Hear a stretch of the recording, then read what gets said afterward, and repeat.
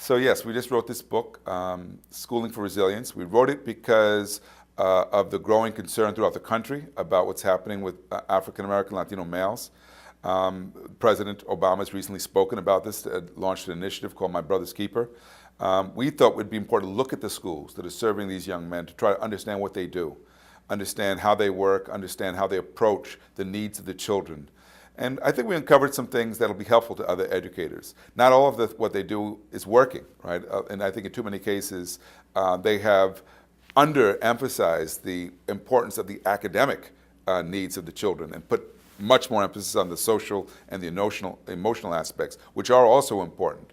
But in many of those schools, there is a very clear narrative that they are saving these boys that is also influencing the boys, that they are trying to prepare young men for life.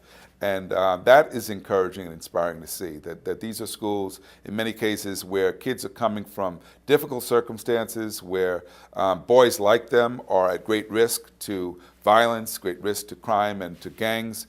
And these are schools that are having an impact on that. And for that reason, we should be learning from those schools and should be figuring out how to do more of what works. It doesn't mean that we need to separate boys in all cases, but it does mean that we need to have a very deliberate strategy to address what's going on with these young men of color, because the data is very clear. This is probably one of the most vulnerable segments of our population in terms of life chances, in terms of employment, in terms of the criminal justice system.